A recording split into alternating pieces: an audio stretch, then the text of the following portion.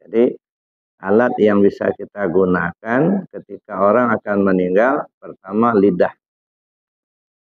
Nah, zikir yang paling afdol, kalimat teragung yang disampaikan Nabi dan disampaikan oleh Rasul-Rasul sebelum Nabi kita Muhammad SAW, itu adalah kalimat La ilaha illallah.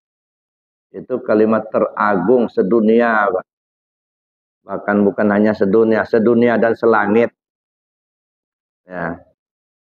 Bahkan Rasul mengatakan, kalaupun ditimbang bumi dan langit serta isinya di sebuah piring timbangan, lalu diletakkan La ilaha illallah di piring timbangan yang sebelahnya, masih jauh lebih berat La ilaha illallah. Nah, cuman seringkali, justru ini yang kita abaikan. Kita menganggap hanya sekedar kalimatnya saja. Masya Allah, Pak. Dalam kalimat itu, ya, tidak tercipta bumi dan langit ini tanpa La ilaha illallah.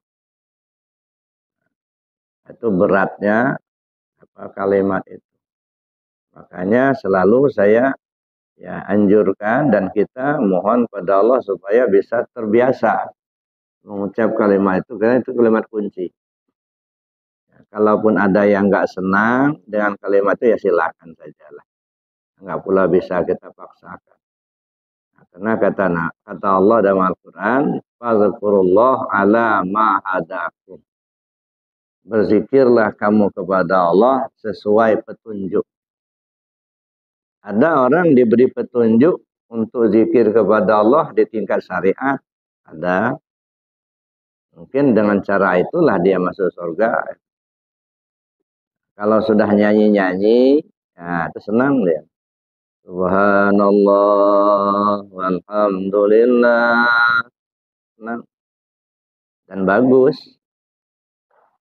Ada yang senangnya dengan alun-alunan suara. Tapi diajak masuk zikir ke dalam hati, nolak. Nggak mau. Nggak tertarik. Walaupun itu perintah Allah. Wazkurisma rabbika bukratan wa asilah.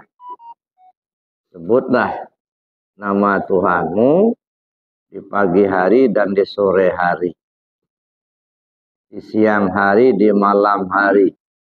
Waktu sehat, waktu sakit, waktu lapang, waktu sempit. Di darat, di laut, di udara. Wazkur rabbaka fin nafsik. Sebut nama Tuhanmu pakai hati. Tadarruan wa khifatan, dengan rasa rendah diri, rasa takut kepada Allah. Wa duna jari minal qaul. Tak perlu bersuara keras. Cukup di hati saja. Bil ghudu wal asal. Pagi, sore, siang, malam, sehat, sakit, lapang, sempit. Wala takum minal ghafilin. Kamu jangan sampai lalai. Sedetak jantung, sehembus napas tak ingat Allah, namanya lalai. Allah ingatkan, jangan lalai. Nah, ini urusan hati. Tapi ada orang diajak untuk membiasakan zikir di hatinya sesuai perintah Allah. Nggak mau, nggak. Bagaimanapun diajak, nggak mau. Bahkan bisa bertengkar. Padahal itu perintah Allah. Dan itu yang kita jejalin hati kita dengan zikir. Kenapa? Karena pada saat orang akan mati, lidah sudah keluh, tak bisa ngomong, satu-satunya alat hanya hati. Ya. Bacalah Al-Quran, hafal 30 juz itu.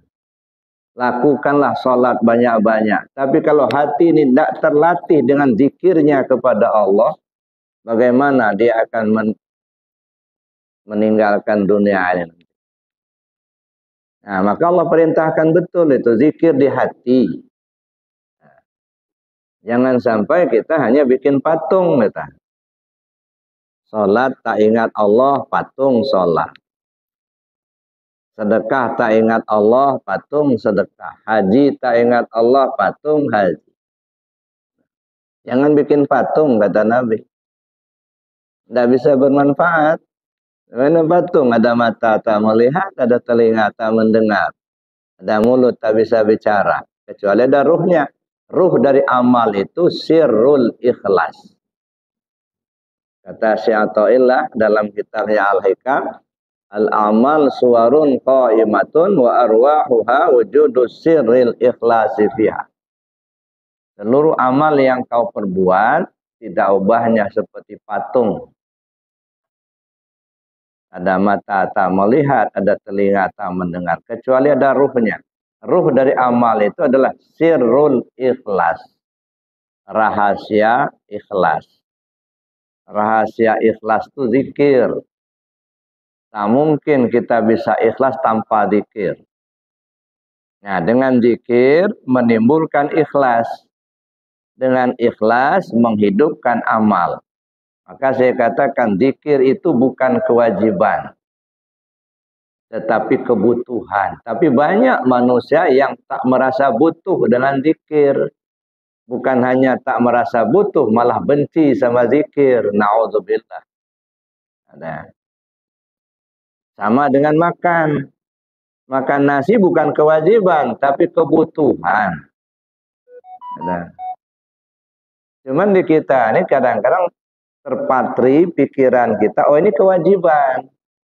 Sholat ini wajib. Zikir itu wajib. Nah, sehingga terasa berat. Yang namanya kita ditekan, itu terasa berat, Pak. Ya. Oh ini wajib, kalau nggak dikerjakan berdosa. Tapi kalau dikerjakan nanti dapat pahala, masuk surga. Jadi rajin dia melakukan ibadahnya itu karena harap betul mau masuk surga. Harap betul dapat pahala. Takut betul dia akan meninggalkan karena takut akan berdosa. Takut betul masuk neraka. Itu yang terpatri di pikiran kita.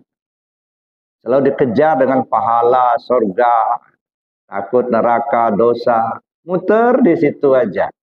Lupa kita yang arah yang sebenarnya kemana. Arah hidup kita itu untuk kembali ke Allah, bukan kembali ke surga, bukan. Kembali ke Allah. Tapi itu yang kadang-kadang kita nggak mau kaji, nggak mau pahami. Yang kita pahami tentang hukum terus. Ada. Yang kita jejal-jejal tahsinul Quran, bagus. Membaguskan bacaan Quran, bagus. Cuman saya pikir ya, ada hal yang lebih urgent. Ada hal yang lebih urgent. Kenali dirimu itu. Kenali Tuhanmu itu. Ingat cerita Nasuha. Nasuha juga nggak bisa baca Quran. Banyak dosanya ngebunuh orang 100 orang. Masuk surga. Ada. Dengan ceritanya juga ada seorang abid yang rajin betul ibadah sholatnya sampai-sampai sejadahnya batu. Batu yang dijadikan sejadah itu sudah cekung. Saking sering digunakan untuk sujud. Tentang dahi sudah cekung, tentang lutut sudah cekung. Nah begitu dia akan meninggal, datang Israel ditanya sama orang ini. Israel, kamu datang ke saya, mau silaturahim atau untuk menjemput saya? Saya diperintahkan Allah untuk menjemput kamu. Kata orang ini, coba tanyakan sama Allah. Nanti kalau saya mati, surga tingkat berapa tempat saya? Langsung dijawab sama Allah. Kalau kau sudah mati, tempatmu neraka tingkat 7. Masya Allah. Nah, ini artinya ibadah kita itu tidak menjamin Pak kita masuk surga. Enggak.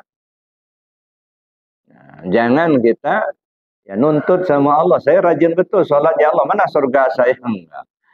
Jadi kita masuk surga itu bukan karena rajinnya kita ibadah. Tapi karena kasih sayang Allah. Rahman dan Rahimnya Allah. Ya, makanya di dalam tarekat selalu kita awali ilahi anta maksudi. Ya Allah kau yang kutuju. Ridhamu yang kuharapkan. Itu aja. Ya. Nah, kita nggak mengejar pahala, nggak mengejar surga, enggak. Surga itu kenikmatan, Pak. Ya. Mungkin gambaran atau bayangan surga sudah sering kita rasakan sekarang. Gambaran atau bayangan. Ya. Ada kita menikmati sebuah makanan, nikmat betul, senang kita. Kita perhatikan bapak-bapak kita para petani nyangkul di sawah basah-basah bajunya, ya, nyangkul di sawah berpanas-panas mereka, perut lapar, akhirnya makan nasi putih sama ikan asin panggang, habis 2 piring. Ini namanya enak makan. Tapi ada orang dihadapkan dengan makanan enak, tapi nggak enak makan. Mejanya penuh dengan makanan berbagai macam. Ada ayam gorengnya, ada rendang padangnya, ada macam-macam lah. Tapi ngelihat aja sudah enak kata. Nggak enak makan. Ini makanan enak, tapi yang bersangkutan tak enak makan. Mana yang lebih bagus? Ya, makanan enak tapi kita merasa tak enak makan, atau makanan kurang enak tapi kita merasa enak makan. Nah, makanya saya bilang lebih baik menyembelih ayam sakit asal kita sehat daripada menyembelih ayam sehat tapi kita sakit.